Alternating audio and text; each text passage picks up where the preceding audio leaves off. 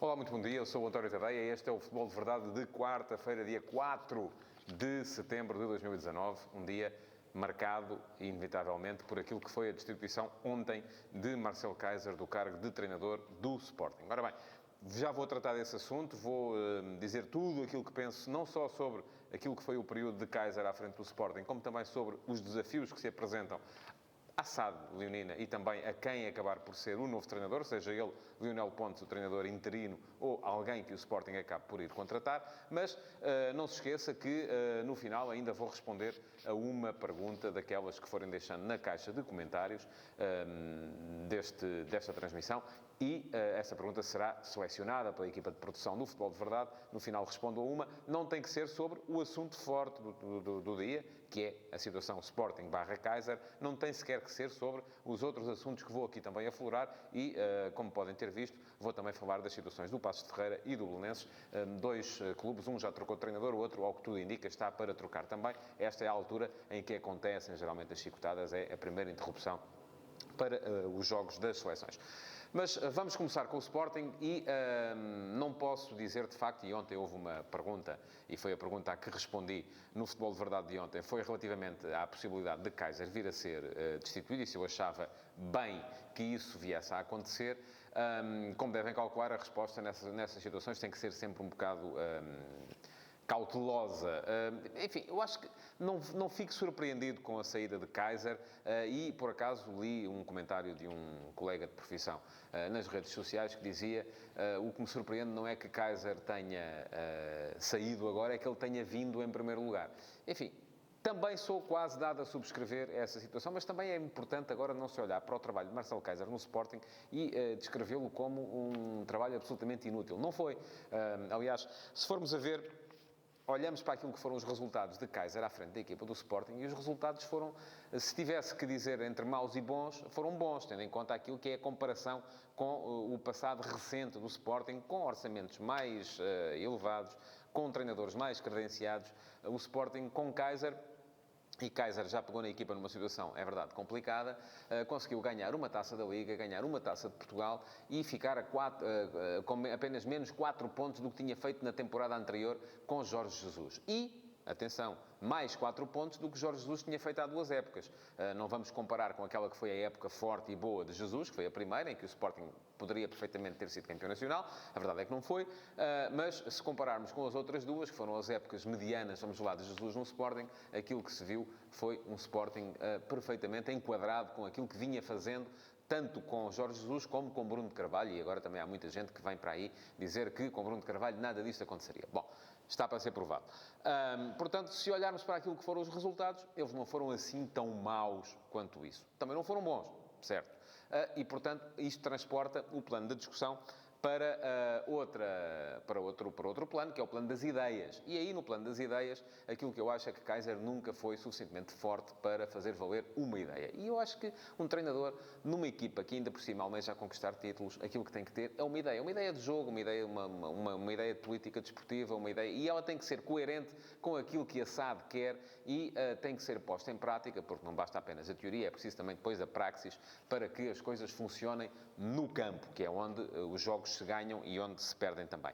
Ora bem, hoje já li muita coisa, já li que a saída de Keizer tem a ver com o facto do treinador não apostar suficientemente na formação, porque aparentemente a sua contratação tinha sido para ressuscitar a aposta do Sporting na formação. E aí terá sido então contratado Keizer, que até tinha sido o treinador que tinha lançado uma série dos miúdos que estavam a fazer furor. Na altura ainda não estavam, mas vieram depois a fazer furor na equipa do Ajax, que chegou às meias finais da Liga dos Campeões. Não compro, devo dizer, não compro essa ideia porque ela pelo menos não é coerente com aquilo que a SAD tem vindo a praticar. Se formos a ver, é verdade que Keizer precisaria de explicar um bocadito melhor porque é que jogadores como Jovem de Cabral e como Miguel Luís, por exemplo, não jogam com a frequência que, se calhar, até justificaram. A questão já não é tanto a questão de Mateus Pereira. O caso de Mateus Pereira, tanto quanto eu percebo, é um caso, sobretudo, comportamental, é um caso disciplinar.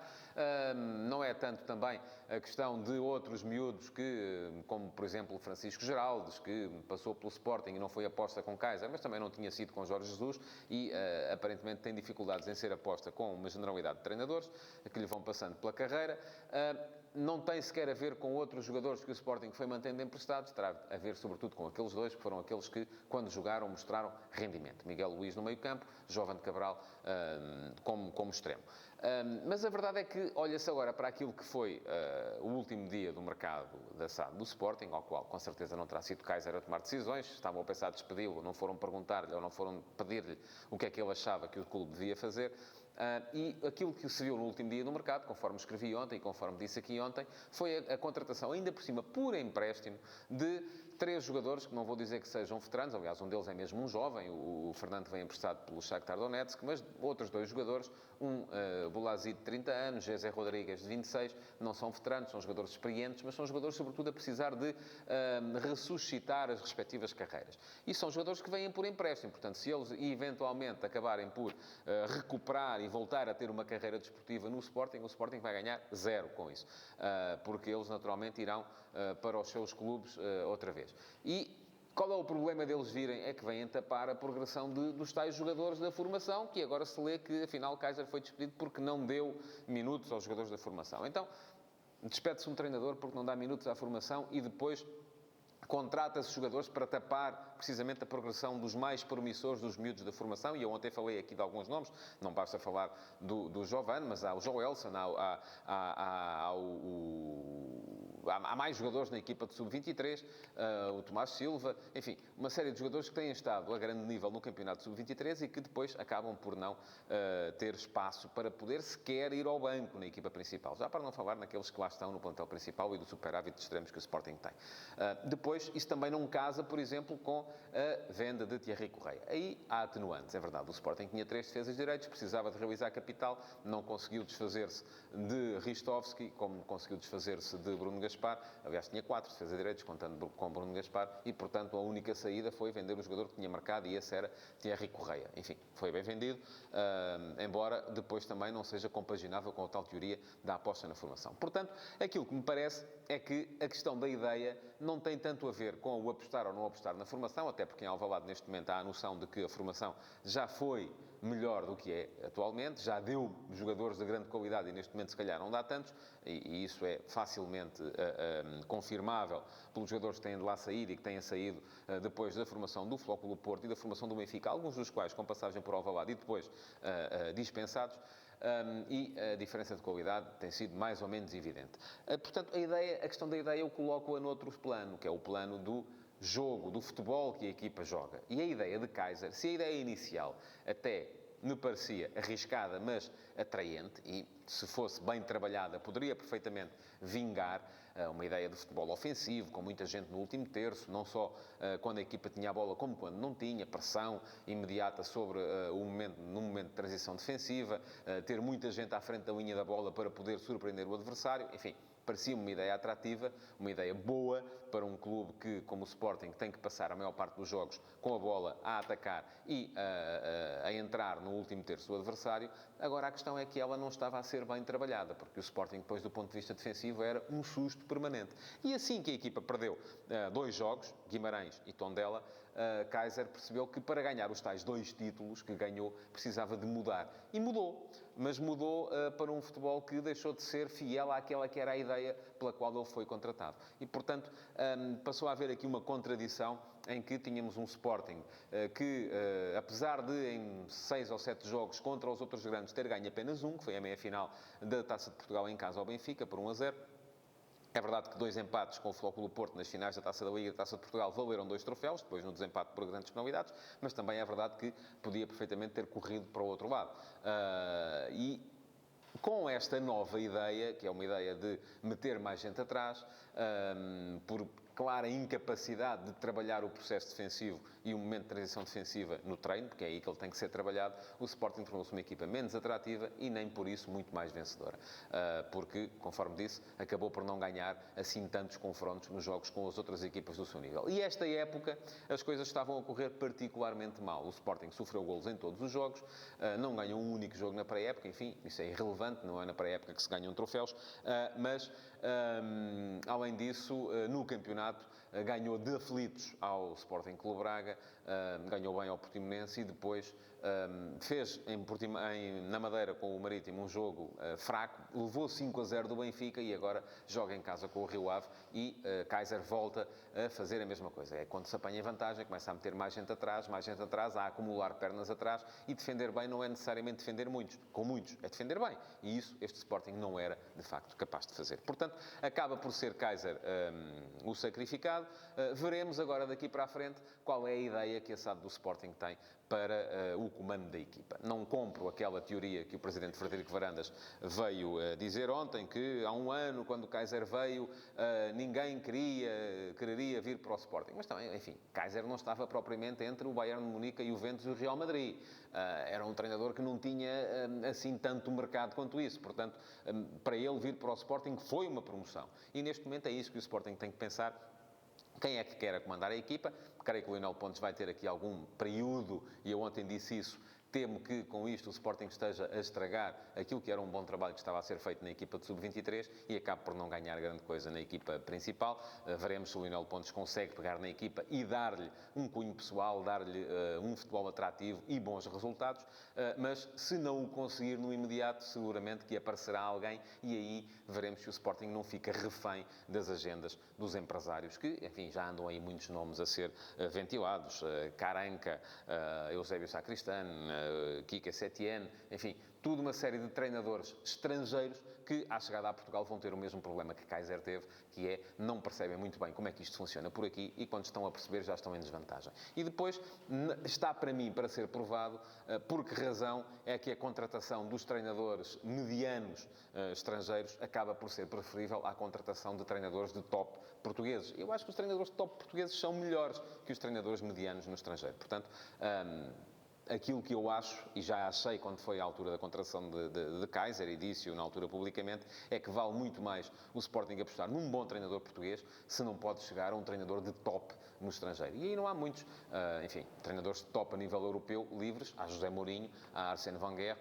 Não acredito que o Sporting tenha capacidade para chegar a qualquer um dos dois, se é que pensou nisso, e, portanto, se é para andar depois a servir os interesses de quem quer promover treinadores que até aqui mostraram um pouco, vale mais apostar em treinadores que conhecem a realidade portuguesa e ir à procura de... E há muitos. Enfim, falava-se também agora aí de Rui Jorge, falava-se de Ivo Vieira, são treinadores de qualidade. Eu posso juntar o Carlos Carvalhal, que já esteve no Sporting ainda por cima e que foi o responsável por toda esta situação, pela forma como o Rio Ave foi ganhar ao Sporting por 3-2. Portanto, veremos o que é que os próximos dias vão trazer.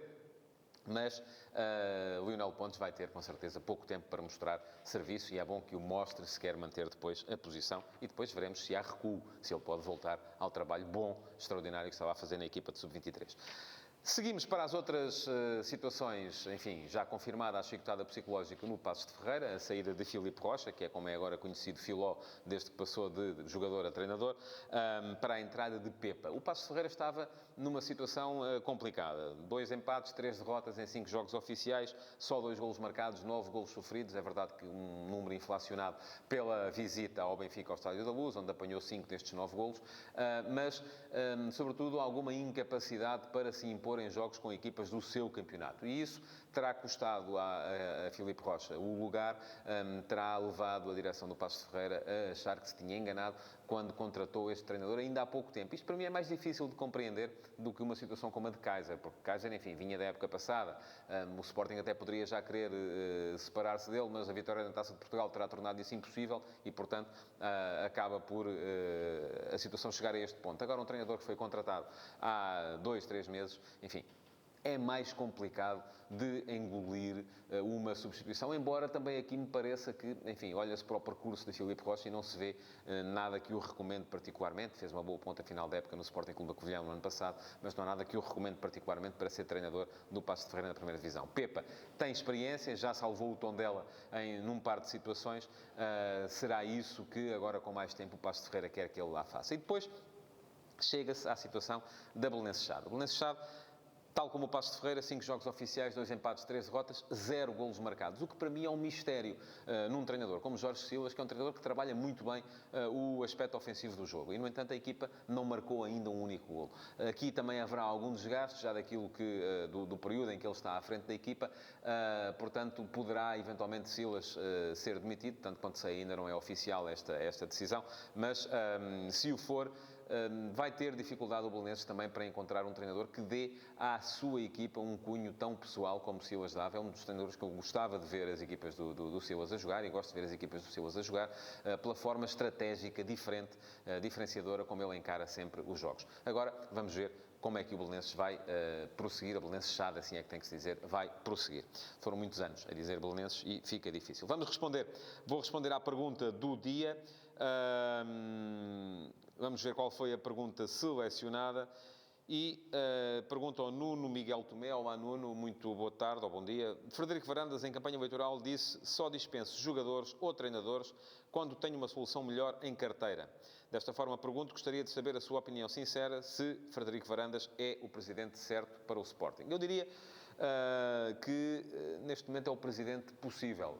É o presidente que o Sporting tem, foi o presidente que foi eleito numa situação de muita dificuldade, tem cometido erros, muitos erros, alguns erros, pelo menos, tanto na estratégia de mercado, como na estratégia, como na contratação ou na forma como tem gerido o dossiê treinador, como na comunicação, tem permitido que cresça esta onda de insatisfação e de saudosismo face àquilo que foi o passado recente no Sporting, mas à partida foi o presidente que ganhou as eleições e não me parece que haja motivo, está a fazer um ano o seu mandato, que haja motivo para se achar de repente que não é o homem indicado para liderar o Sporting. Tem cometido erros, conforme disse, poderia ter feito coisas melhor do que na verdade fez, e para responder a uma pergunta que não me fez, mas que fica implícita, não acredito que ele tenha neste momento uma solução melhor em carteira. Se calhar alguém anda a tentar convencê-lo de que tem, mas não acredito que a tenha para já. Agora veremos se consegue chegar a ela ou não, e isso é novidade, é assunto para os próximos dias. E pronto, chegamos ao fim do Futebol de Verdade de hoje. Não se esqueça que pode ver também esta emissão no YouTube, no meu site, o antoniotadeia.com, e que pode ouvir em podcast, pode descarregar, se assinar o podcast Futebol de Verdade nos vários distribuidores de podcasts que há por aí, seja no Spotify, seja nos podcasts da Apple.